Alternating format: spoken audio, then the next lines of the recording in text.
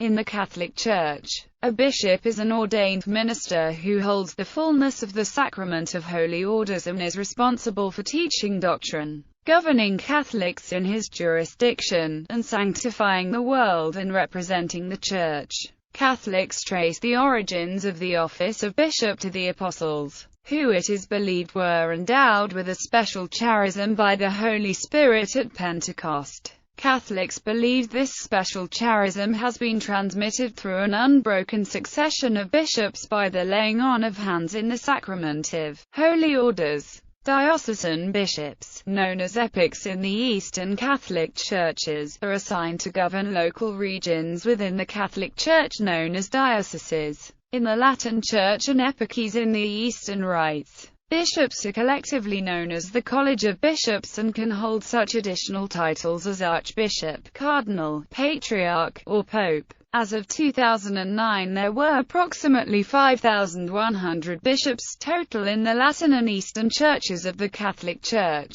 Bishops are always men. In addition, Canon 378(1) requires that a candidate for the Latin episcopacy should be outstanding in solid faith, good morals, piety, zeal for souls, wisdom, prudence, and human virtues, and endowed with other qualities which make him suitable to fulfill the office in question, of good reputation, at least 35 years old, ordained to the presbyterate for at least 5 years, in possession of a doctorate or at least a licentiate in sacred scripture, theology, or canon law from an institute of higher studies approved by the Apostolic See, or at least truly expert in the same disciplines. Diocesan bishops or epics. The traditional role of a bishop is to act as head of a diocese or eparchy. Dioceses vary considerably in geographical size and population. A wide variety of dioceses around the Mediterranean Sea which received the Christian faith early are rather compact in size, while those in areas more recently evangelized, as in some parts of sub-Saharan Africa, South America and the Far East, tend to be much larger and more populous. Within his own diocese, a Latin Church bishop may use pontifical vestments and regalia, but may not do so in another diocese without, at least, the presumed consent of the appropriate ordinary. Appointment c. Appointment of Catholic bishops. Resignation at 75. Article 401.1 of the Latin Rite Code of Canon Law states that a diocesan bishop who has completed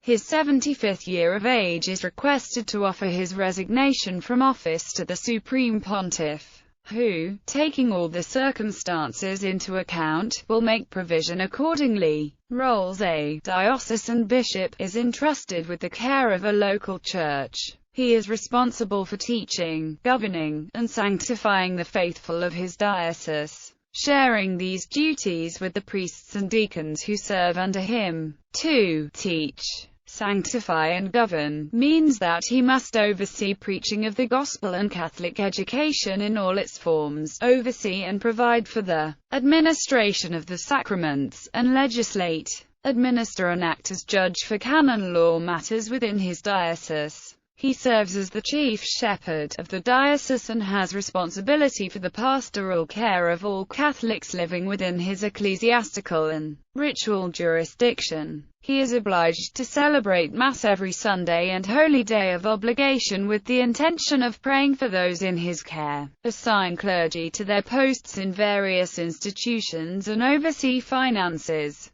A bishop is to have a special concern for priests, listening to them, using them as counselors, ensuring that they are adequately provided for in every way, and defending their rights set forth in the Code of Canon Law. Latin Catholic bishops also must make regular ad limina visits to the Holy See every 5 years. Because of their function as teachers of the faith, it is customary in some English-speaking countries to add to the names of bishops the postnominal title of D.D., and to refer to them with the title Doctor. Only a bishop has authority to confer the sacrament of holy orders. In the Latin Church, the minor orders were abolished after the Second Vatican Council. In Eastern Catholic rites, a monastic archimandrite may tonsure and institute his subjects to minor orders. However, the tonsure and minor orders are not considered to be part of the sacrament of holy orders. The sacrament of confirmation is normally administered by a bishop in the Latin Church, but a bishop may delegate the administration to a priest. In the case of receiving an adult into full communion with the Catholic Church, the presiding priest will administer confirmation. In the Eastern Catholic Churches, confirmation is normally administered by priests as it is given at the same time as baptism. It is only within the power of the diocesan bishop or epic to bless churches and altars, although he may delegate another bishop, or even a priest,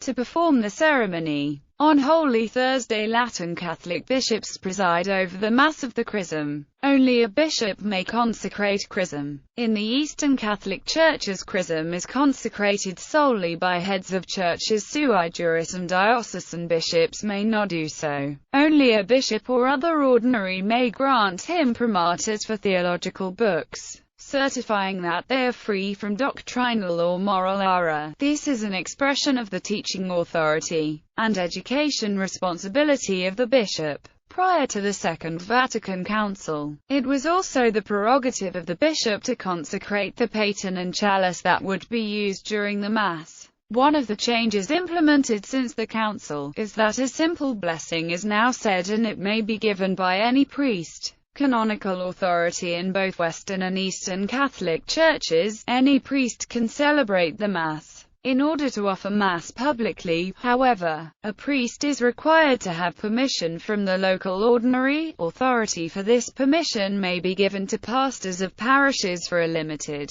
period, but for a long-term permission, recourse to the diocesan bishop is usually required. A celebrate may be issued to traveling priests so that they can demonstrate to pastors and bishops outside of their own diocese that they are in good standing. However, even if a priest does not possess such a document, he may celebrate the sacraments if the local bishop or pastor judges that the visiting priest is a person of good character. In the East, an ante-mention signed by the bishop is kept on the altar, partly as a reminder of whose altar it is and under whose omophora on the priest at a local parish is serving. For priests to validly celebrate the sacrament of penance, they must have faculties from the local bishop. However, when the penitent is in danger of death, a priest has both the right and obligation to hear the confession no matter where he may be. To preside at matrimony ceremonies, Latin Church priests and deacons must have appropriate jurisdiction or delegation from a competent authority. In the Latin branch of the Catholic Church,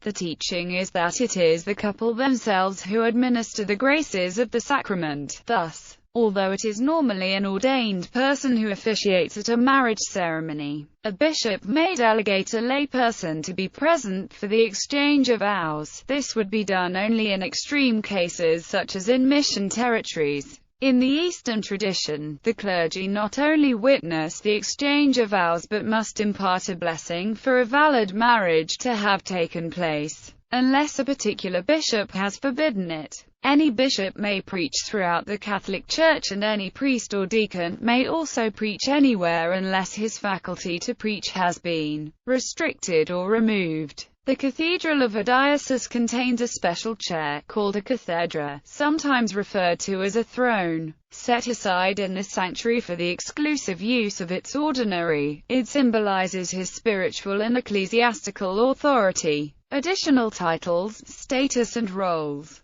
Bishops may fill additional roles in the Catholic Church, including the following. Bishop-elect: a bishop who has been canonically selected for a see, but hasn't yet taken possession of it. Titular bishop: a titular bishop is a bishop assigned to a titular see, which is usually the name of a city or area that used to be the seat of a diocese, but whose episcopal see is no longer functioning as such. Titular bishops often serve as auxiliary bishops, as officials in the Roman Curia, in the patriarchal curias of Eastern churches, as papal diplomatic envoys, or head certain missionary pre-diocesan jurisdictions. Since 1970, a coadjutor bishop uses the title of the see he is assigned to, and a bishop emeritus uses the title of his last residential see. Auxiliary bishop. An auxiliary bishop is a full-time assistant to a diocesan bishop. Auxiliaries are titular bishops without the right of succession, who assist the diocesan bishop in a variety of ways and are usually appointed as vicars general or episcopal vicars of the diocese in which they serve. Coadjutor bishop. A coadjutor bishop is a bishop who is given almost equal authority to that of the diocesan bishop. He has special faculties and the right to succeed the incumbent diocesan bishop. The appointment of coadjutors is seen as a means of providing for continuity of church leadership. Until recent times, there was the possibility of a coadjutor bishop not having the right of succession. Bishop prelate. A bishop who is consecrated as such, but holds an office that as such doesn't require episcopal rank, just that of prelate, notably as territorial prelate. Emeritus bishop. When a diocesan bishop or auxiliary bishop retires, he is given the honorary title of emeritus of his last see, i.e., archbishop emeritus, bishop emeritus, or auxiliary bishop emeritus of the see. For the bishop of a diocese, emeritus is inserted into the title for the last diocese that the bishop occupied. An example in usage would be, Most Reverend John Jones, Bishop Emeritus of the Diocese of any town. For a cardinal, who does not cease to be a cardinal and a bishop, though no longer bishop of a see, it would be Cardinal James Smith, Archbishop Emeritus of the Archdiocese of any city. On his resignation as Pope, Benedict XVI became His Holiness Benedict XVI, Supreme Pontiff Emeritus or Pope Emeritus. Cardinal. A cardinal is a member of the clergy appointed by the Pope to serve in the College of Cardinals. Members of the college aged under 80 elect a new pope, who is in practice always one of their number, on the death or resignation of the incumbent. Cardinals also serve as papal advisors and hold positions of authority within the structure of the Catholic Church. Under canon law, a man appointed a cardinal must normally be a bishop, or accept consecration as a bishop, but may seek papal permission to decline. Most cardinals are already bishops when appointed, the majority being archbishops of important archdioceses or patriarchates. Others already serving as titular bishops in the Roman Curia. Recent popes have appointed a few priests, most of them renowned theologians, to the College of Cardinals, and these have been permitted to decline episcopal consecration. Titles and functions reserved for archbishops. Pope. The Pope is the man who possesses the sacrament of holy orders as a bishop and who has been chosen to be Bishop of Rome. The Catholic Church holds that the College of Bishops as a group is the successor of the College of Apostles. The Church also holds that uniquely among the apostles St. Peter was granted a role of leadership and authority, giving the Pope the right to govern the Church together with the bishops, and making his leadership necessary for the completion of the college. Hence, Catholicism holds that the Bishop of Rome, as successor of Peter, possesses this role. The Pope, uniquely among bishops, may speak for the whole Church, and a council of bishops is incomplete without the approval of the Pope. Papal pronouncements which meet the requirements of the decree on papal infallibility of the First Vatican Council, and no others, even in matters of faith and morals, are deemed to be infallible. Papal infallibility has been invoked only twice since the doctrine was instituted, and both are about Mary, her Immaculate Conception and her bodily assumption into heaven. Patriarch and Catholicos. Catholicos is an Eastern title roughly similar to that of Patriarch. In the Catholic Church it is applied to a prelate who is also a major archbishop.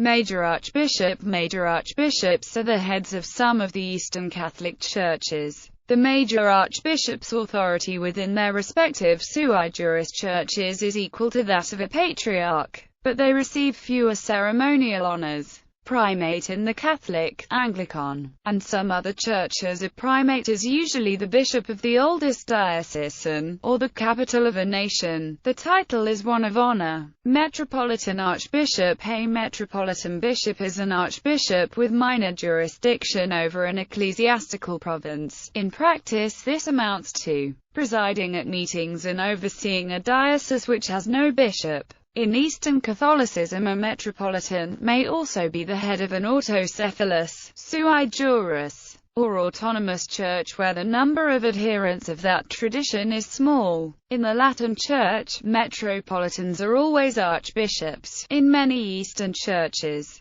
the title is metropolitan, with some of these churches using archbishop as a separate office. Public office. Since the publication of the new Code of Canon Law in 1983 by Pope John Paul II, all members of the Catholic clergy are forbidden to hold public office without the express permission of the Holy See. Consecration of bishops and epics. The appointment of bishops in the Catholic Church is a complicated process that requires the participation of several officials. In the Latin Church, the local synod, the papal nuncio, various dicasteries of the Roman Curia, and the Pope all take a part. Since the 1970s it has become common practice for the nuncio to solicit input from clergy and laity within the vacant diocese. In Patriarchal and Major Archiepiscopal Eastern Churches, the Permanent Synod, the Holy Synod, and the Patriarch or Major Archbishop also play a role in the selection of bishops.